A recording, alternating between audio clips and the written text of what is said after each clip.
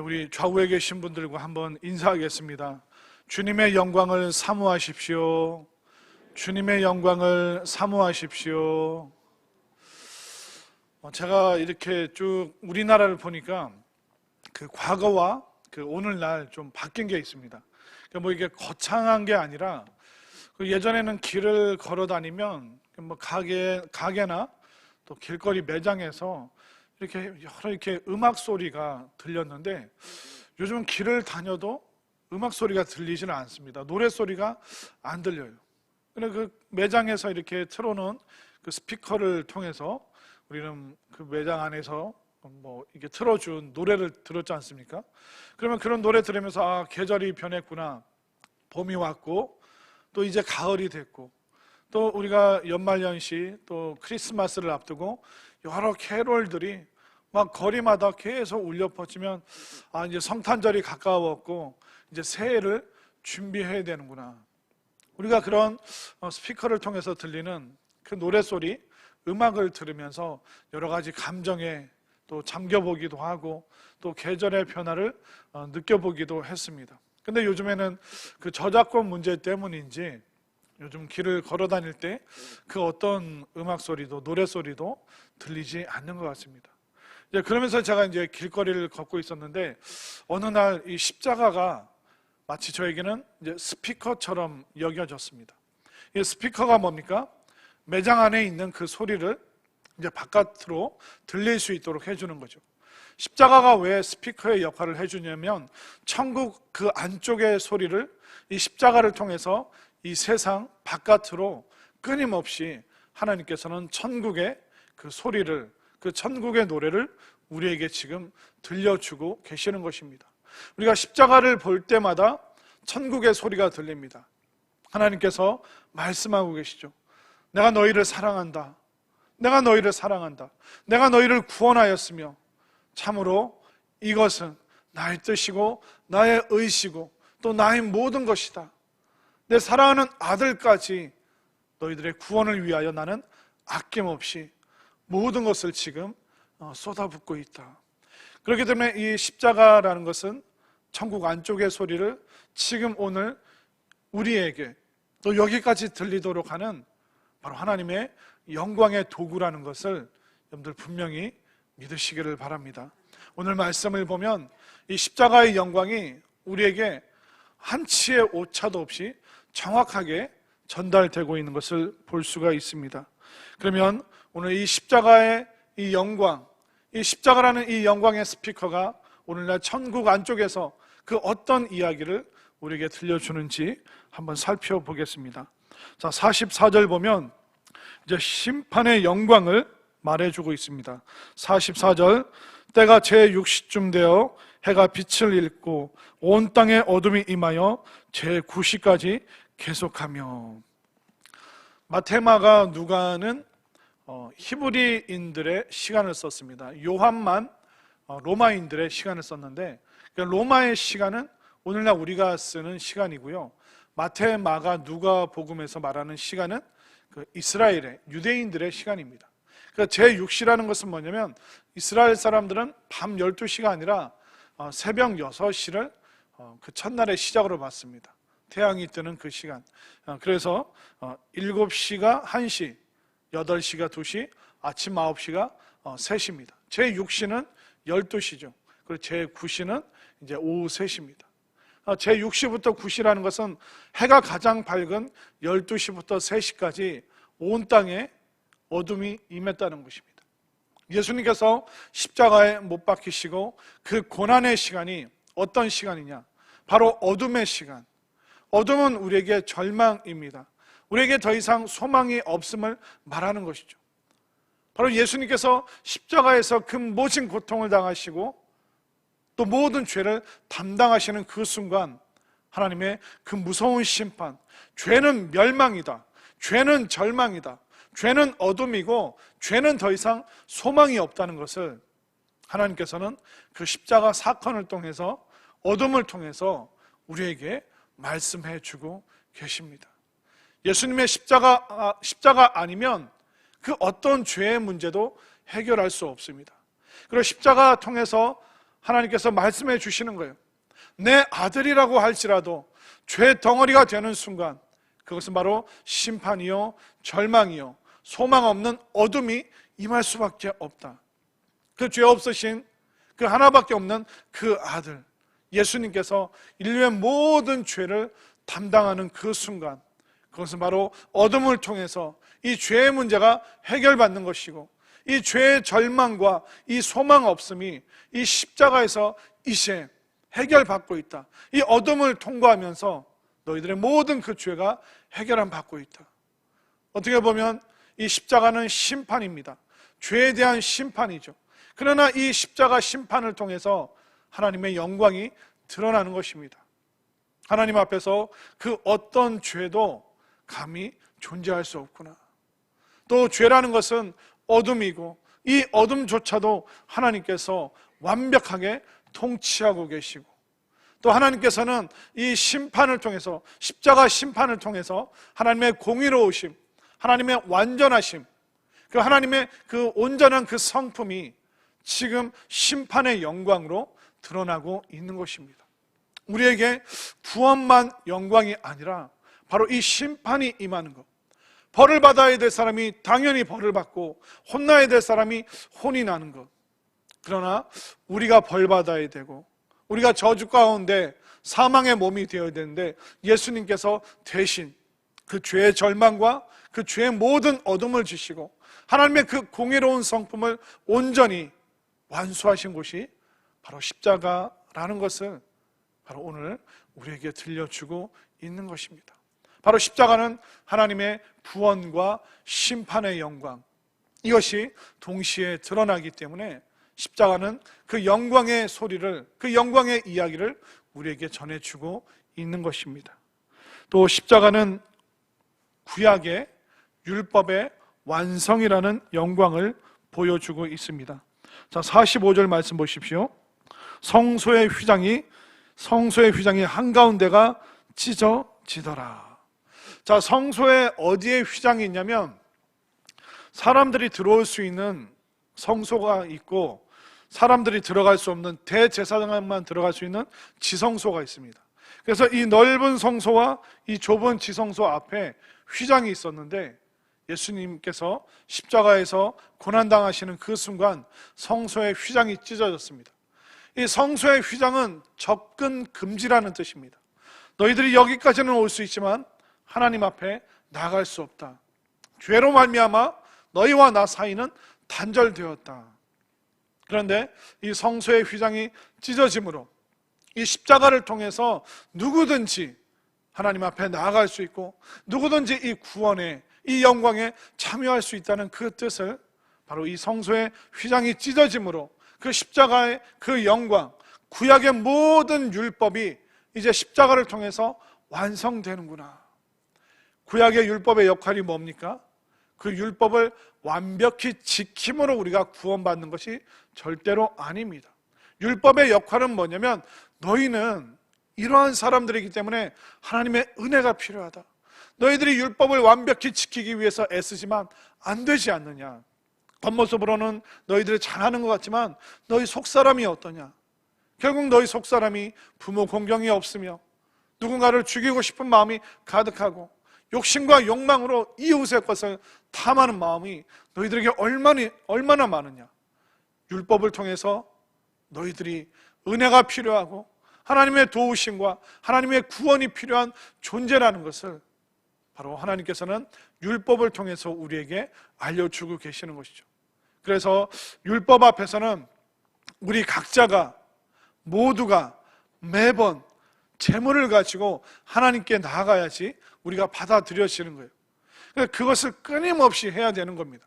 그러나 이제 예수님께서 재물을 들고 가시는 것이 아니라 예수님 당신 자신께서 재물이 되셔서 우리를 위하여 모든 물과 피를 다 쏟으시고 친히 하나님 앞에서 기꺼이 재물이 되셔서 바로 하나님과 우리 사이에 화해가 일어나고 회복이 일어나고 하나님께 나아갈 수 있도록, 그렇기 때문에 이 십자가는 이 구약의 율법이 완성되었다.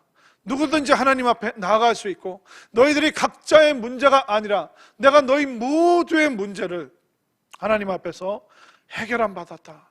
누구든지 이 구원의 영광에 참여하라. 누구든지 하나님 앞에 나아갈 수 있는 이 길을 활짝 열어놓으신 바로 이 율법의 영광이, 이 율법의 완성의 영광이 십자가를 통해서 지금 여러분들에게 전달되기를 간절히 소망합니다. 이 십자가가 율법을 완성하였습니까? 아멘인가요? 이 십자가를 통해서 우리의 죄가 완전히 해결함 받았습니까? 이 예수님만이 우리의 구세주이십니까? 예, 여러분들의 그 고백이 바로 구원의 고백입니다. 우리가 율법을 완벽히 지키고 또 이단들이 말하는 대로 무슨 시험을 통과해서 14만 4천 명 안에 들어가고, 그게 아니라 바로 이 믿음의 고백, 이것을 통해서 하나님께서는 우리를 구원으로, 또 천국의 영광으로, 또 십자가 앞으로 우리를 불러주시기 때문에 앞을 못 보고 글도 읽지 못하고 그 누구라도, 어떤 사람이라도, 힘이 약하고 질병이 있는 사람이라고 할지라도 이 구원의 영광 앞에 누구든지 초청되어 올 수 있고, 누구든지 하나님 앞에 십자가를 통해서 나아갈 수 있는 이 영광의 길이 활짝 열려 있음을 여러분들 분명히 믿으시기를 바랍니다. 그리고 십자가는 이방 군인을 통해서 영광의 고백을 우리에게 들려주고 있습니다. 자, 47절 말씀을 볼까요? 백부장이 그 된 일을 보고 하나님께 영광을 돌려 이르되 이 사람은 정령 의인이었도다. 백부장은 이방 사람입니다. 로마 군인입니다. 사형을 집행하는 사람이기 때문에 수많은 죄수들의 그 죽음을 목격한 사람, 사람이 죽어가면서 얼마나 비참한가, 인간이 그 죽음 앞에서 얼마나 연약하고 비굴한 존재가 되는가, 이 로마 군인은 수많은 사형수들을 보면서 인생의 덧없음을, 또 인간의 나약함을 봤습니다. 그러나 오늘 이 시간, 이 백부장은, 이 로마 군인은 예수님의 그 죽음을 보면서 오히려 은혜 받고 마음의 감동을 받고 오히려 하나님께 영광을 올려드리는, 우리가 상상도 못했던, 예수님은 의인이십니다. 예수님은, 저분은 죄가 없으신 분입니다. 바로 성경이 말하고 있는 그 진리를 이 로마 이방인, 이 군인의 입을 통해서 하나님께서는 지금 영광을 받고 계십니다. 이 군인은 즉 예수님의 죽음을 통해서 하나님의 영광을 보고 있는 것이죠. 우리는 세상의 수많은 죽음을 보는데 그 죽음을 통해서 우리가 하나님의 구원과 영광을 체험할 때도 있습니다. 얼마 전에 돌아가신 이어령 교수, 여러분들 잘 아실 텐데 그분의 딸이 이민아 목사님입니다. 근데 이분이 미국에서 이제 변호사도 되고 뭐 좋은 사람과 결혼하고, 그러나 인생이 우리 뜻대로 안 되잖아요. 그래서 남편과 헤어지고 혼자 딸을 키우고 또 여러 가지 몸이 아프고 돈도 있고 명예도 있는데 인생이 무엇인가. 그러다가 이제 이민아 이분이 이제 교회를 다니게 되고 예수님을 믿게 되고, 그러면서 그 모든 그 과정들을 통과하면서 이제 신학을 공부하고 목회자가 되고 이제 예수님의 그 십자가 구원을 전하는 사람으로 살아갔습니다. 그런데 또 이 이민아 목사님이 또 몸에 암이 생겨서 이제 몸이 좋지 않아서 아버지 이어령 교수와 함께 병원에 갔습니다. 그래서 이제 진료를 다 하고 몇 주 후에 병원에 갔더니 의사 선생님이 이민아 씨 죄송하지만 암인데 많이 늦었습니다. 6개월밖에 더 이상 살지 못합니다. 앞으로 시간이 6개월밖에 없습니다. 근데 놀라운 것은 뭐냐면 이 이민아 목사님이 아무렇지도 않고 너무 태연하게 네 알겠습니다. 그러니까 이 의사 선생님도 놀라고 아빠 이어령 교수님도 놀라고, 보통 6개월밖에 안 남았다 이 사형 선고를 들으면 나 좀 살려주세요, 어떻게 좀 도와주세요, 내가 돈이 있습니다, 어떻게 해서든 좋은 치료약을 주십시오. 그 죽음 앞에서 막 붙잡고 바닥을 기는데 이 이민아 목사님은 너무 태연하게 마치 6개월 후에 이사 날짜 잡아놓은 사람처럼 네, 알겠습니다. 그 앞에서 이어령 교수님이 충격을 받은 거예요. 어떻게 사람이 죽음 앞에서 태어날 수 있지? 내 딸이지만 어떻게 이럴 수 있지? 정말 이 딸아이가 믿는 예수님이 진짜 계신가? 천국이 진짜 있는가?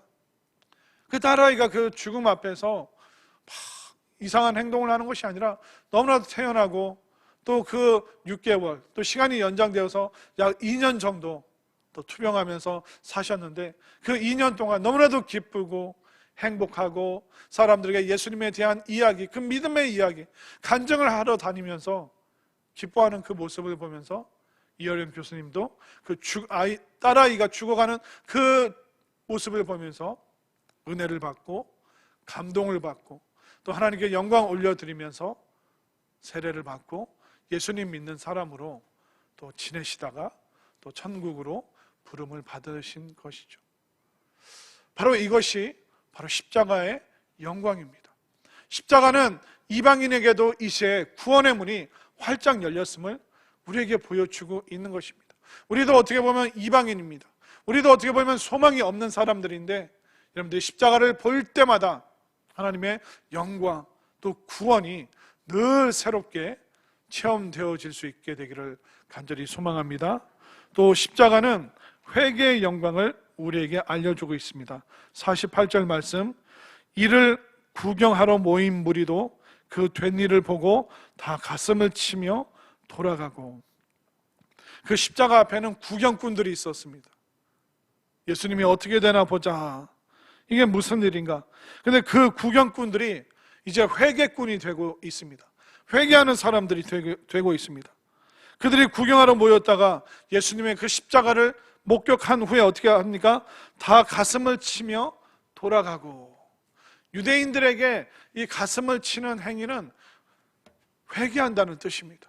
근데 이 가슴을 친다라는 이 친다가 뭐냐면 몽둥이로 친다. 마치 예수님에게 모든 잘못이 있는 양 그들이 구경하러 왔다가 십자가를 목격하고 예수님께서 그 십자가에 달리신 그 모습을 보면서 이제 유대인들이 정신이 든 거예요. 우리가 종교 지도자들의 그 교묘한 술책에 말려들어서 죄 없는 예수님을 십자가에 못 박았구나. 그들은 몽둥이로 가슴을 치듯이 회개하는 그 회개의 고백, 이 회개의 영광을 지금 십자가 앞에서 보여주고 있습니다. 십자가는 수치가 아닙니다.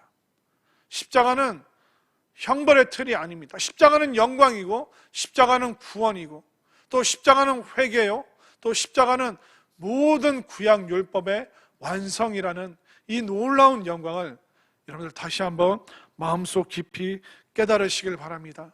십자가 볼 때마다 십자가가 단순히 여기가 교회입니다라는 그 표시가 아니라 십자가는 바로 하나님의 구원과 심판의 영광이요, 십자가는 구약의 완성이라는 영광, 십자가는 이방인들조차 누구든지 그 구원으로 나올 수 있는 바로 하나님의 화해의 길임을, 또 십자가 앞에서 우리 모두는 회개함으로 하나님께 영광을 올려드리고 또 구원을 체험하기 때문에 십자가 그 이상의 영광은 더 이상 없기 때문에 십자가 앞에서 하나님의 그 구원의 영광을 다시 한번 체험하고 다시 한번 누리면서 여러분들 삶 가운데 놀라운 은혜와 또 회복이 넘치시게 되기를 간절히 소망합니다.